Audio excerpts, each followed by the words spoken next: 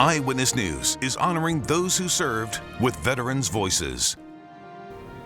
Thank you for joining us for a special Eyewitness News presentation, Veterans Voices, honoring those who serve. I'm Nick Toma. I'm Candace Kelly. In the next hour, we will focus on the accomplishments of our local veterans and highlight the work of area veterans organizations. It's been quite the journey for loved ones of a Lackawanna County veteran killed in the War on Terror. 2022 marked the 15th and final Sergeant Jan Argonish ride. The charity motorcycle ride in memory of the Peckville native helped raise money for veterans groups.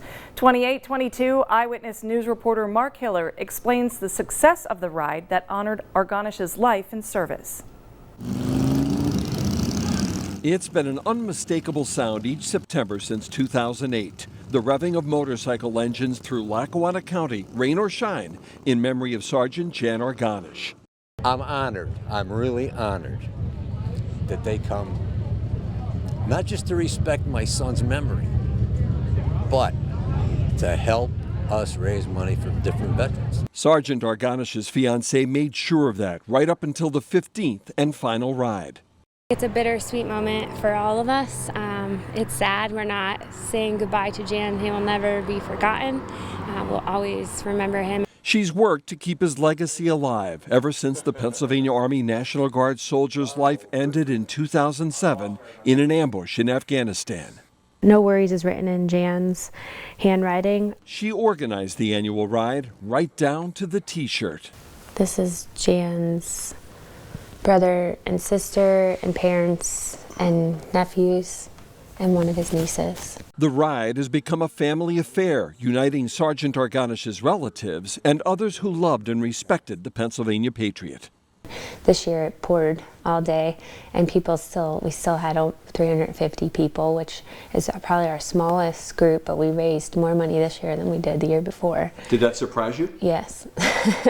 Walsh says the latest ride raised nearly $32,000 and more than $350,000 total in the ride's history. That money benefits veterans struggling to pay the bills or just struggling in general. Among them, homeless vets given a temporary home at St. Francis Commons.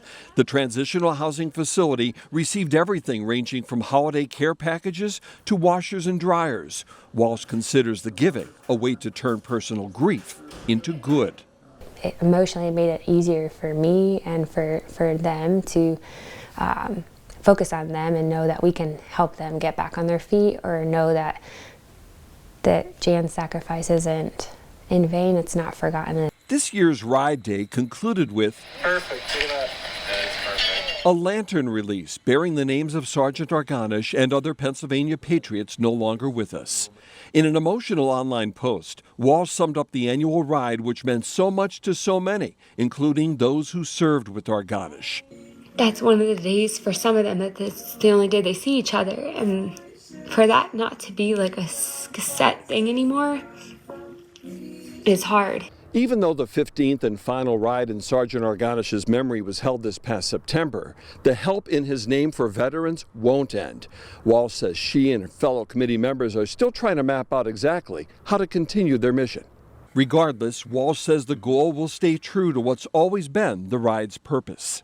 Provide the platform for people to go to that they need help or want to give, to provide help for others that will still be that resource for them. For Veterans Voices in Jessup, Mark Hiller, 2822 Eyewitness News.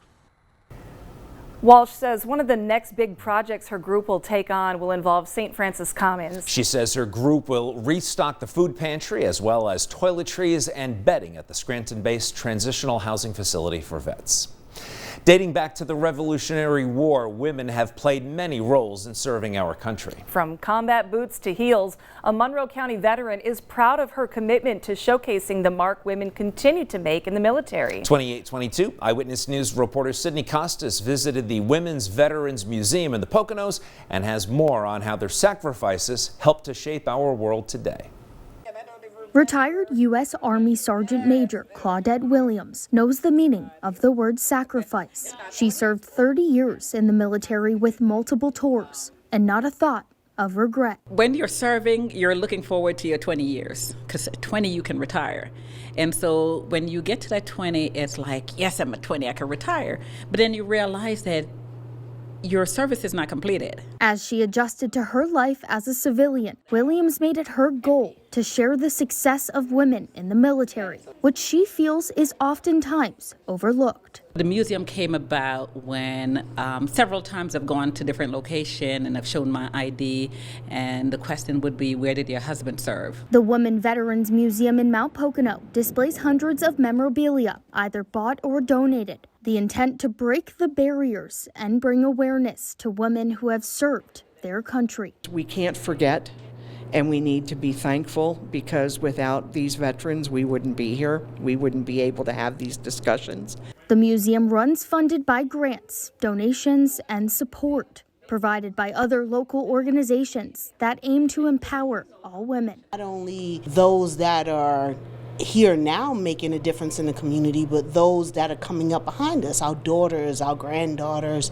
The museum's logo showcases boots to heels, a transition Williams says millions of women make serving their country. For Veterans Voices in Mount Pocono, I'm Sydney Costas, 2822 Eyewitness News. The museum is free to visitors, but donations are strongly encouraged. And we have much more information on our website, pahomepage.com. Coming up, we are celebrating veterans of the greatest generation who are retelling their stories to a new generation to keep history alive.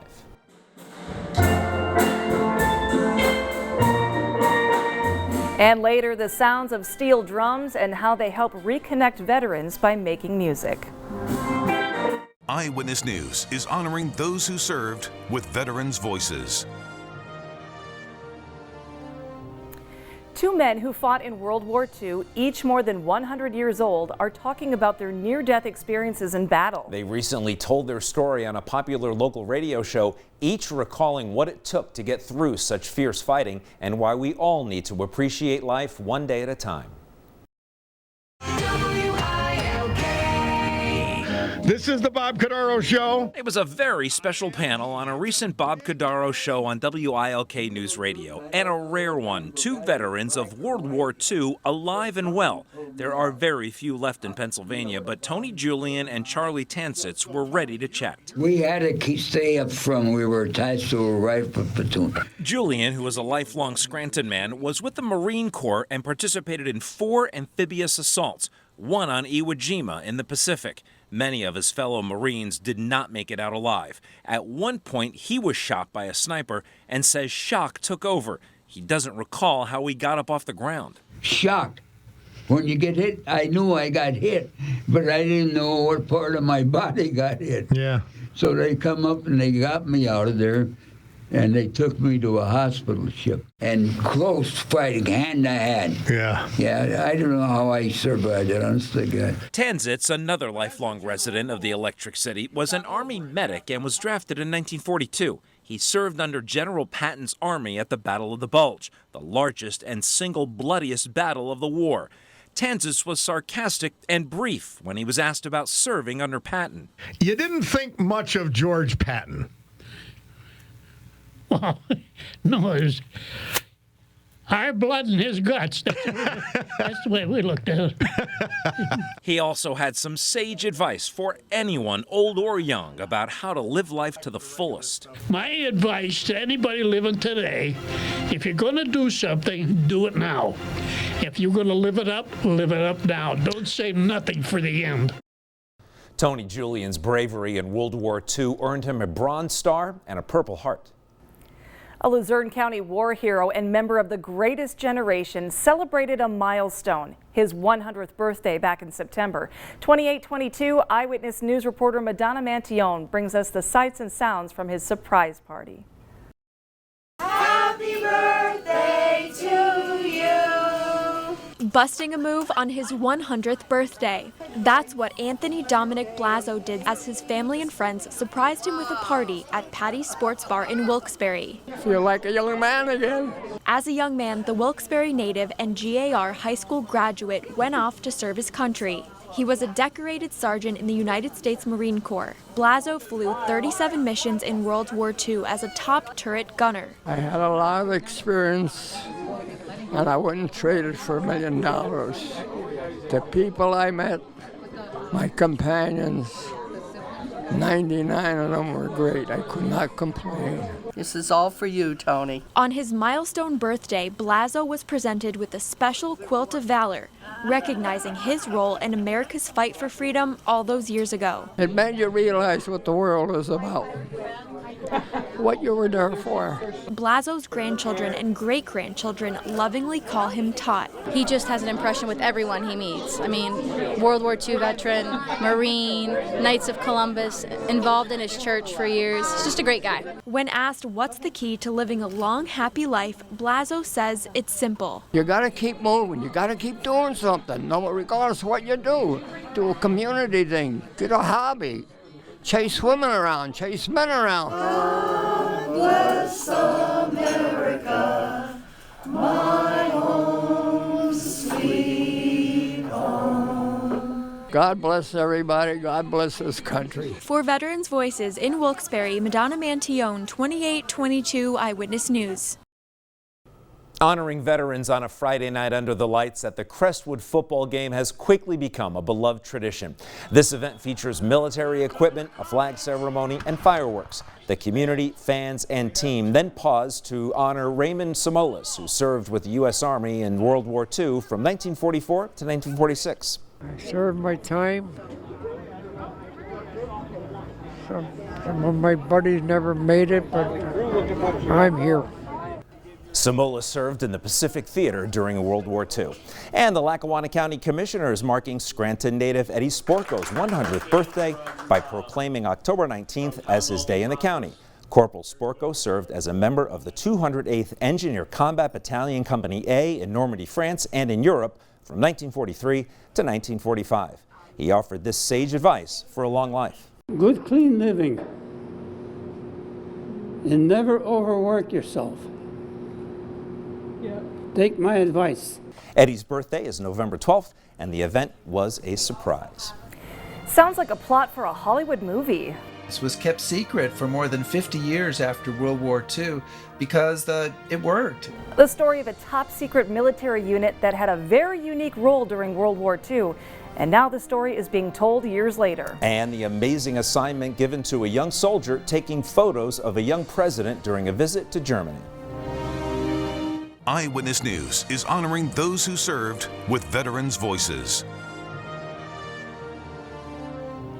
It's a story right out of Hollywood. A group of soldiers, including a northeastern Pennsylvania man, on a secret mission, creating a sort of traveling roadshow of phony convoys and deception on the battlefield. A ghost army that fooled the enemy and helped to win the war. His name is John H. Kennedy, a Pittston-born artist who played a key role in helping the Allies win World War II. But don't look for him in the history books. Kennedy was part of the Ghost Army, a top-secret military unit designed to confuse and distract enemy troops in Europe. They did it by building and deploying inflatable tanks, artillery, even fake soldiers. The idea was to fool German pilots long enough to waste time and ammunition. The ploy worked. In fact, it worked so well, the Army didn't want to let anyone else know about it. The story of the Ghost Army and these World War II deception units was kept secret for more than 50 years after World War II because it worked, and the U.S. Army wanted to preserve that deception capability in case another war came along during that time. And so I think that because it was secret for so long, it never got written into the history books. Historians calculate the Ghost Army helped to save about 30,000 American lives by staging dozens of deception operations from France to Germany. Official recognition finally came in February when the president signed the Ghost Army Congressional Gold Medal Act, the highest honor bestowed by Congress. The president of the Ghost Army Legacy Project, Rick Beyer, says many of the soldiers in the unit were artists, including Kennedy, who heard about the group through a relative. His aunt, I think she was someplace like Chicago, she heard a radio broadcast that the Army was looking for artists. So she made a long-distance call, which at the time, that's a big deal in the 1940s, a long-distance telephone call to her nephew to say, hey, you should look into this. That's how he ends up in the 603rd Camouflage Engineers, and that's how he ends up in the Ghost Army. Beyer says the soldiers even hung out at local cafes, spinning counterfeit stories for spies who may have been nearby. This is a unit that used creativity and imagination and illusion to save lives and help win the war. And then they kept quiet about it for more than 50 years. John H. Kennedy's daughter Lynn tells me that after the war, he got a degree in advertising, art, and design from the University of the Arts in Philadelphia, and he continued to draw until a couple months before he died in Vermont in 2013. It was an incredible opportunity for a young serviceman named Charlie Hayes, taking photos of JFK and how a chance meeting with the president inspired his career. And our friend, colleague, and Vietnam veteran judge Tom Munley is honored for his years on the bench. Eyewitness News is honoring those who served with Veterans' Voices. It was an unbelievable opportunity for a young serviceman to be assigned to follow the President of the United States around Germany. And the president was John F. Kennedy, and the photographer was a soldier from northeastern Pennsylvania who would later work decades in TV news. 2822 Eyewitness News reporter Mark Hiller brings us the story. When you look at this photo, what do you think?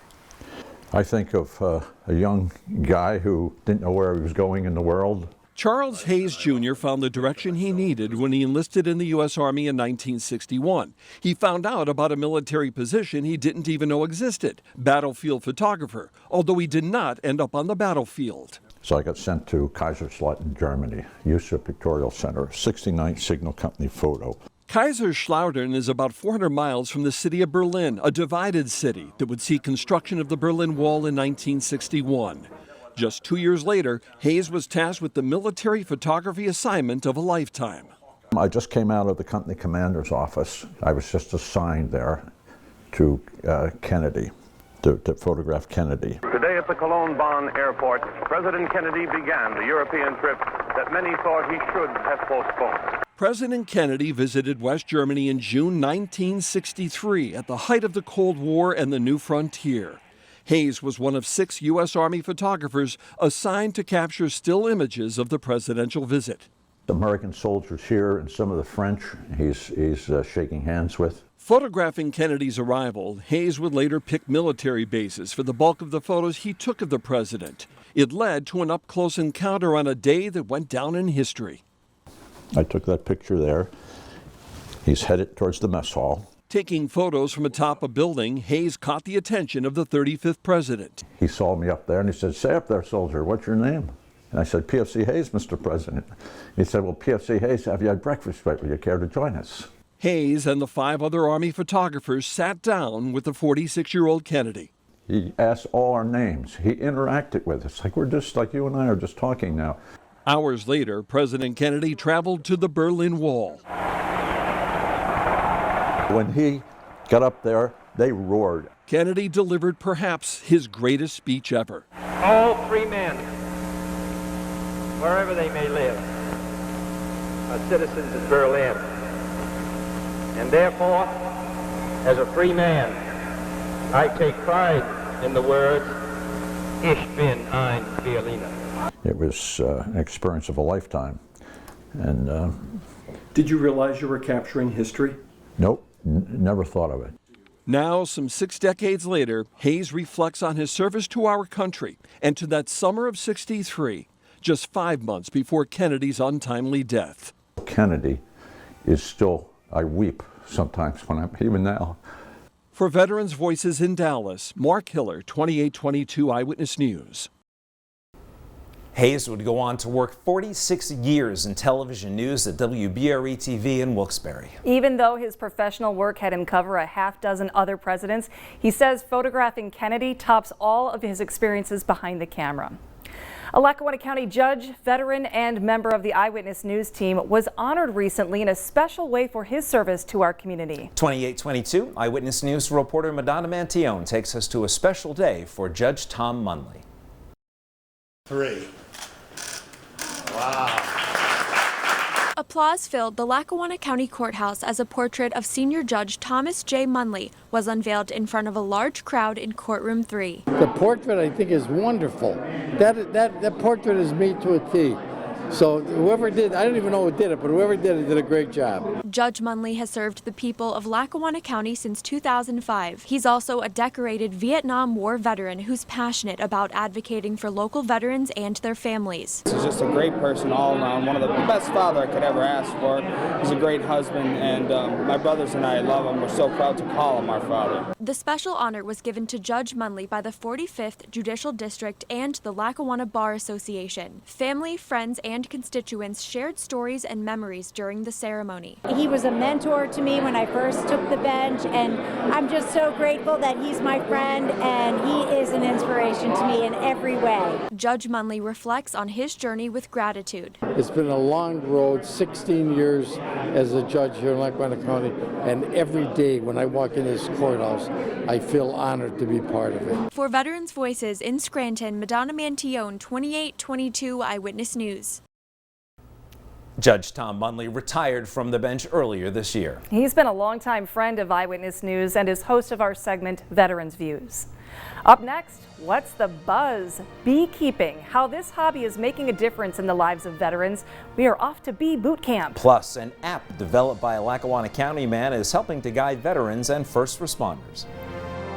Eyewitness News is honoring those who served with Veterans Voices. Suicide among veterans is an ongoing issue without an easy solution, but one local veteran who knows the problems of alcohol and drug abuse firsthand decided to do something about it, something he says he hopes will save lives.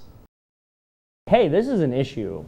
And it's an issue that we need to take a better look at. Navy veteran Paul Davis was angry about seeing his friends and fellow veterans die of suicide, so he entered a film contest to try to make a difference.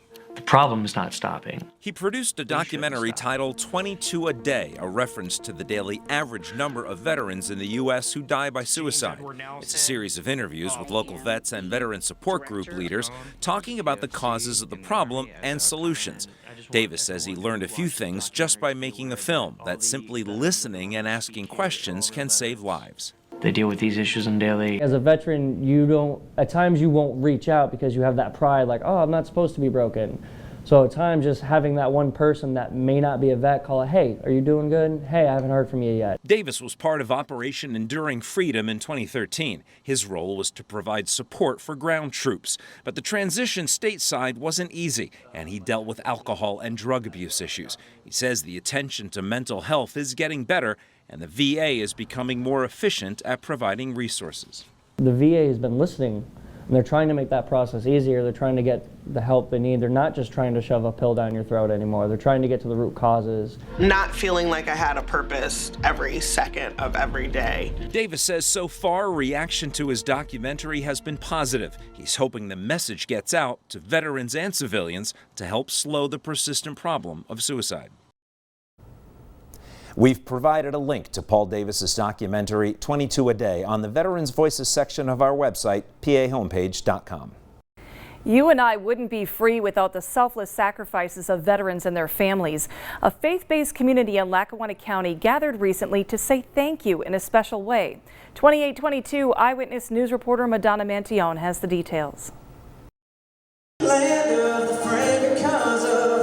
Patriotic songs performed by musician Nate Hosey echoed throughout Peckville Assembly of God Church Pavilion in Blakely. American flags adorned each table where community members and those who fought for our freedom sat, enjoying food and fellowship. Thank you for our veterans, Lord. Prayer is a routine practice for Pastor Terry Drost and many who are part of the ministry. But on this night, those prayers were intended for veterans and their families at this inaugural Veterans Appreciation event. This is just one of the ways that we just want to say thank you to those that have served to protect and defend our freedoms here in this great country of ours. We just thank God for them. We try to honor them, but I mean, I don't think we could ever say thank you or show our appreciation enough. I got back in 1970, a long, long time ago. Retired Lackawanna County judge and Vietnam veteran Tom Munley shared his war stories with the crowd. You know, a veteran doesn't ask for much, but all a veteran really cares about is when you see them, if you say thank you for your service. A simple gesture that goes a long way for Vietnam veteran Vito Gentile of Scranton. When we came back from Vietnam, we didn't get the welcome that they're getting now. You know, we were like pushed aside, just forget about that guy over there. And I'm really glad that we're being honored here today. For Veterans Voices in Blakely, Madonna Mantione, 2822 Eyewitness News. Peckville Assembly of God Church has volunteer-run grief and recovery ministries to help veterans and anybody who needs support. For more information and to learn more about their mission, head to our website, pahomepage.com. Coming up, helping veterans navigate through personal struggles and find support through an app.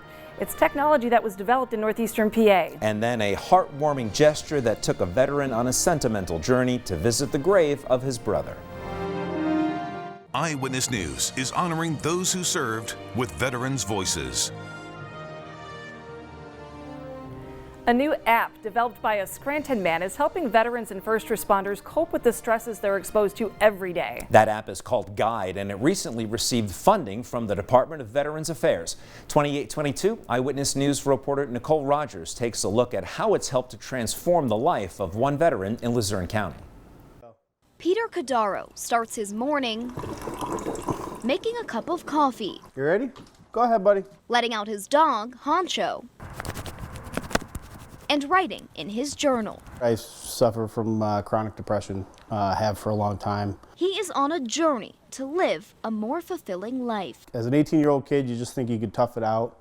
You think you're tougher than the world, and you think you could kind of just beat it back with a stick, and that just doesn't work. He served in the Marine Reserves and is now a Wilkes-Barre City police officer. Wilkes-Barre City being extremely busy, you go from a suicide and then you pick up and you go to a domestic where you're trying to solve a family's problems. At the end of the shift, we have a call for a potential home invasion. So we go, guns blazing, ready to go, ready to, save someone's life, and then the shift ends, and then you just have to go home and be okay. He kept the suck-it-up mentality until he met Patrick Sandone. When you learned how to walk, you don't remember this, but this is how it happened. You were consciously thinking about moving your legs because you had just never done it before, right? So now do you consciously think about moving your legs now? No. So what happened to that program, right, that was telling you to move your legs? Where did it go? It moved to your subconscious mind. And it doesn't just happen with learning how to walk, it happens with everything. And depending on the environments you're in, those programs could be really detrimental to the person. He spent years researching the human mind, only to discover it goes much further than just learning to walk. All of a sudden you've got maybe thousands and thousands of programs running in your subconscious that are outside of your awareness impacting your endocrine system, your nervous system, maybe even if you have a twitch or anything like that, that could be impacted by those programs. So he designed an app called Guide. It empowers first responders and veterans just like Peter to master their lives and unleash their highest potential by using daily micro-learning practices, managing some of those thousands of programs we run in our subconscious minds on a daily basis. What's possible is to go back and look at them. It's possible to see what's in there and then find the ones that are really not helpful and transform them. Transforming the lives of those on the front lines. For Veterans Voices, in Scranton, Nicole Rogers, 2822 Eyewitness News. The app has not been released to the general public, but is available for veteran and first responder agencies to buy. Head to pahomepage.com to learn more about what Guide has to offer. Honoring the memory and sacrifice of two Avoca men who died in Vietnam. Coming up, how the fallen heroes are being honored in their hometown with a permanent marker. And we invite you to check out our Veterans Voices page on pahomepage.com. There you will see stories celebrating our veterans from across the nation. Eyewitness News is honoring those who served with Veterans Voices. It's the story of two brothers. One paid the ultimate price in World War II. The other dedicated his life to telling his brother's story, including a birthday wish to see his sibling's gravesite thousands of miles away from northeastern Pennsylvania. Received your telegram today. And that sure will be great. 101-year-old World War II Navy veteran Harold Gary and Patty Jo Caterson met by accident. She's a local honor flight board member, and a couple of years ago, the two were paired up on a flight. She said it didn't take long to realize that Harold had a story that would change her life. He is such a humble, kind, giving human being. To be able to give to someone who's like that, it's very rewarding. Harold told her about his younger brother Dan, a pilot who died in combat in World War II. Dan wrote to Harold often when stationed overseas, and Harold ultimately published those letters in a book titled Letters from Dan in the early 80s. 90 landings, 90 landings. The two bonded over those amazing letters and Harold's own stories of his time as a Navy sub-hunter. So when it came time for Harold's 101st birthday, Patty Jo wanted to do something special. So she and her husband took Harold to Belgium to visit his brother Dan's grave, a moment Harold says he never thought he'd experience. It's going to be amazing because none of my family have ever had the chance. And this has opened up for me, and it's emotional and means an awful lot.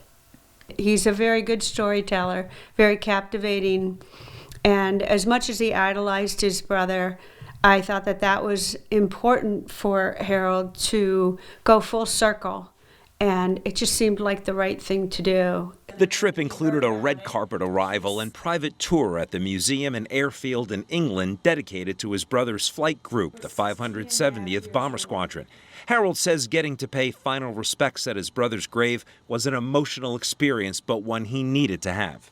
It's where my brother has been and what he's done. And if I can learn a little bit more about him and what he went through, it's rewarding. Sometimes his brother's words from all those years ago become a bit too much for Harold, and as his guardian, Patty Jo is ready with a hug of support. It's okay, we'll take a time out. Just one of the many special moments between two inseparable friends from different eras sharing love of country and honor for those who fought so hard to protect it.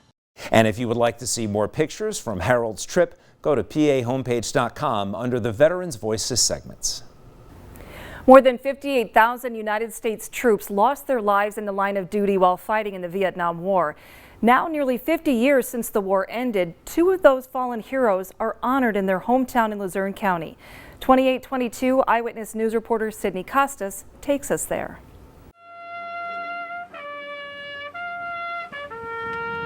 Navy Seaman Michael Clifford and Army Specialist Daniel Romanko paid the ultimate sacrifice for our country in the Vietnam War. The two natives from Avoca who left for war as hometown heroes, now leaving their permanent mark on a memorial outside of the Borough building. Dozens gathered for the unveiling, showing their respect in salutes and speeches. Now it's time to let our brothers go. Joe Hannon was the brains behind the memorial, thinking of the idea when seeing the names of Clifford and Romanko on the Vietnam Veterans Memorial. He says it was their time to be honored in Avoca. Thank God my name wasn't on the wall, but these two gentlemen were. They were young men at the time, and it got to me. Emotions running through the crowd, even singing together, God Bless America. We've been a tight-knit community for a long time, but this, I think, cements it. The fallen heroes' families grateful for their memories and community. It's one of the greatest things that happened. I can rest at ease now that my brothers got the recognition and Mr. Clifford got the recognition that they deserved for all these years. My memories, though, was too bad. His life was so short. You know, same like Danny. But the times that we had together were really special. For Veterans Voices in Avoca, I'm Sydney Costas, 2822 Eyewitness News. Coming up, it's a unique way for veterans to take the sting out of readjusting to society. I would encourage veterans out there, get involved with something. Bees is a great thing to get involved with. We will have the buzz on beekeeping boot camp next. Eyewitness News is honoring those who served with Veterans Voices. Veterans can struggle with life outside of the military and readjusting to society. But a new program that started just a few years ago has an unconventional method to help: bees. 2822 Eyewitness News reporter Thomas Battle has the buzz from Wapwallopen.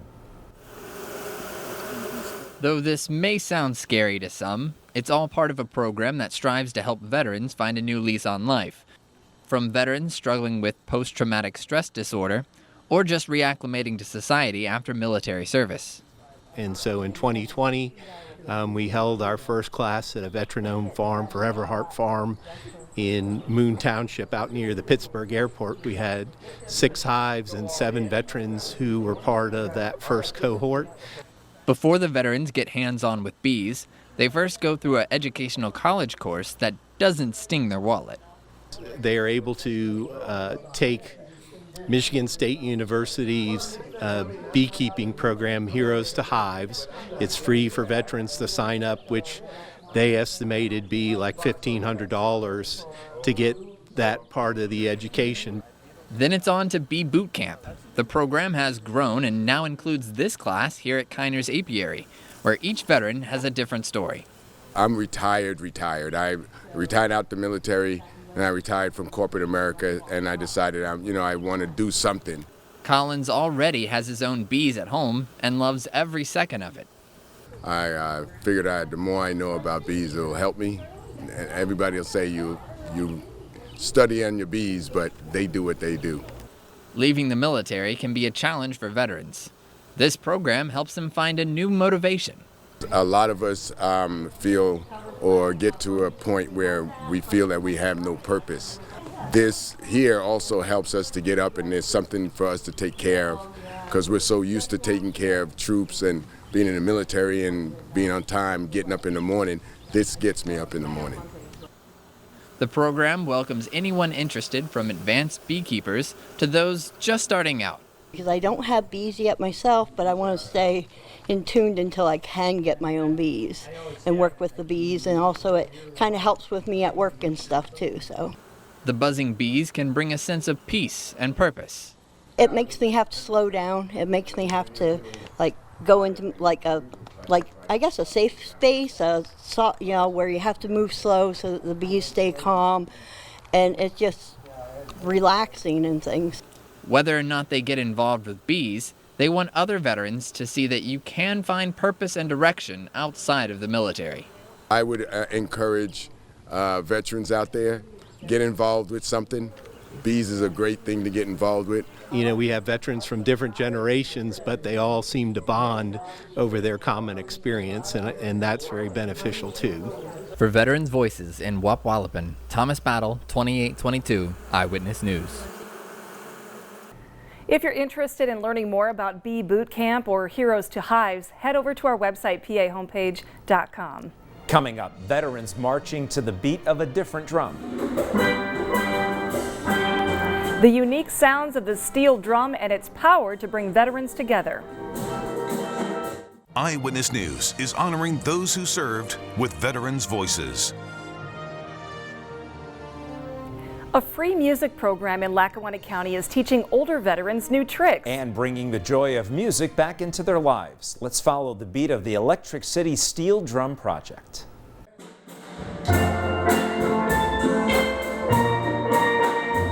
The sounds of the Caribbean are taking over the second floor of the Steamtown Mall. Steel drums, and the players making up this band are about as diverse as you can imagine.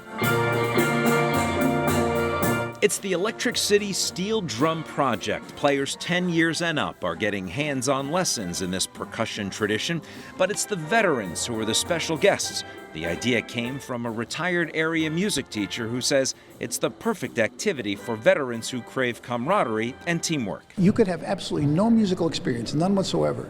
And if you come in, we'll show you where the notes are. The notes are written on the pans. If you read music, that's fine. If not, we write the names of the notes, and we actually show you how to play your part in the music by rote. It's a lot of fun to be with fellow musicians and non-musicians who learned how to play the instruments and we produce a nice sound. Everybody's happy, and it's a nice camaraderie that we share, especially with the veterans that we have. Classes are open to all age levels and all skill levels. You'll learn how to play the steel drums and then join the ensemble to make music with others.